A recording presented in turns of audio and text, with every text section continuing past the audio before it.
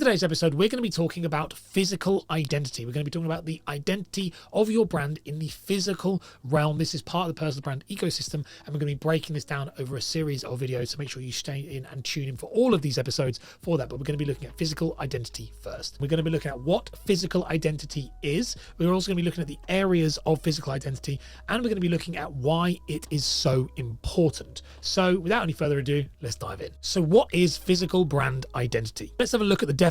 Physical brand identity is the tangible elements associated with an individual's or business's personal brand that are perceivable in the real world. Okay, so this encompasses the aspects such as physical appearance, office location, and any other material touch points that customers or clients encounter during their interactions, contributing to the overall perception and reputation of the brand. That is the definition of a physical brand identity, effectively meaning anything in the real world. Anytime a prospect, a lead, or a customer come in contact with you in the real world in some way or another, that is physical brand identity, and it's something you can have control over. Let's look at the areas of physical brand identity. The very first one we have is personal appearance. Now, this is one that you would probably imagine straight away off the bat. Of course, it makes complete sense. So your physical appearance is what you wear, the way your hair is, what style that is. It is your entire appearance and how you hold yourself. Now, by the way, when it comes to this, there is no right or wrong for it, and that is something very important to stress.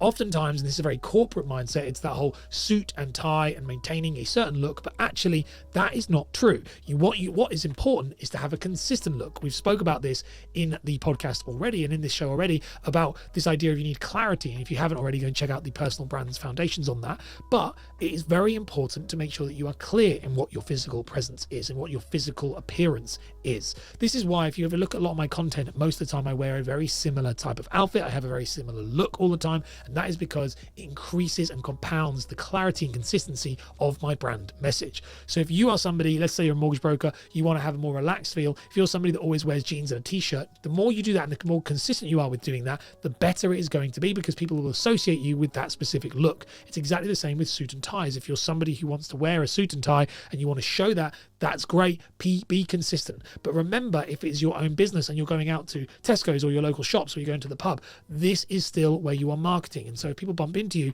best thing I can always describe to people is have the same type of uniform or the same type of physical appearance that can be translated into personal as well as business, because that way when people see you, they'll remember you and then you'll get more business from it. Great example with this, by the way, is logos. Make sure that if you do wear logos, you do wear designer clothes or some form of brands of any type, that you're wearing them and you're choosing them for a specific reason. If you actually look at any of my content and myself, I very rarely wear logos of anything, and that is purely because people have their own interpretations of logos and brands. And so if they don't like that specific logo, you might be wearing it because you like it, but actually you might not be aware that it could mean something negative to somebody else, and you could be losing clients potentially because of that logo or that brand. Example of this, by the way, for mortgage brokers is the free stuff you get from BDMs. You might be having the Santander book and the Santander pen. If they see that on the table and they have a bad experience with Santander themselves personally, they might associate you with that brand, and that is something that can cause a problem. And again, I'm not saying you shouldn't be using the free stuff. What I'm saying is make sure you choose your visible brands wisely. The next one we have is office location. So if you've chosen to have an office, you're not someone who works from home,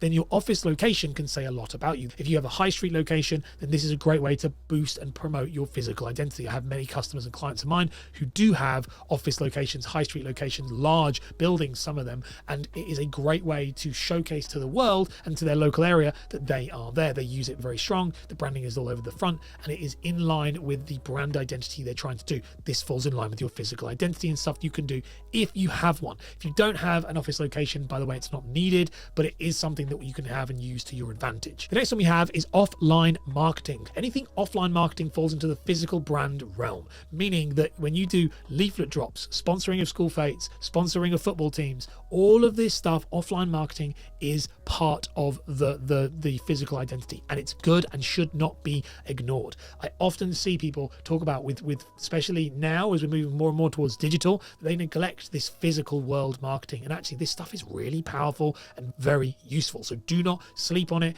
Make sure that you are having a strong physical identity with your offline marketing. By the way, this can go so extreme. If you're a mortgage advisor and you live local in a local area and you wrap your car within your branding, people are going to see it, and as they see it, they're going to associate it with you. And again, it's all about increasing these brand touch points. The other one to talk about is first appointments. So first appointments is crucial because all of this stuff will accumulate into one. And that is where your first appointment, when you speak to that client, is where physical identity really rubber hits the road. And so when you do this, make sure you spend a lot of time thinking about that first appointment and making it the best you can possibly make it. You want to make sure the experience for them pretty much emulates what they would think they were going to get by your digital appearance. So this is all the stuff we've already spoken about. Are they in a good location? Are you wearing the same clothes they've seen you in around, or maybe on your content, on your digital identity? Are you the same type of personality that they've seen or heard about?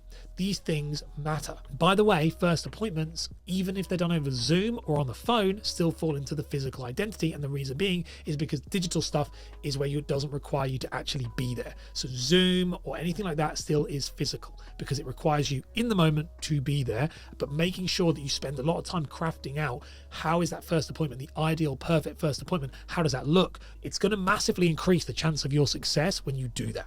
So many people overlook this and just blaze through it, but actually you want to have a well-crafted customer experience that lead can then go through and hopefully become a client. So why is it so important? Why is physical identity probably one of the most important things that you should be focusing on first? Because it's you. You are the brand. You are the physical identity. And if you don't respect your physical identity and put time into working on it, crafting it and controlling it, then it doesn't say much about your business. And so people who have spent time crafting good physical identity experiences for themselves and for their prospects and clients, they will reap the rewards, and it really shows. So making sure you have a very clear, a very consistent, and maybe a very creative physical identity is going to help you stand out. The ones who don't, by the way, I've said this many times in these podcast episodes before, if you are not playing an active role in this, then it's going to be written for you. People are going to say things about you that you can't control. Everything in the physical brand identity space is going to ripple through for the next 4. So you need to make sure you get this one nailed. And if you enjoyed this episode, make sure you check out the next one. We're going to be unpacking the digital brand identity and how these two connect.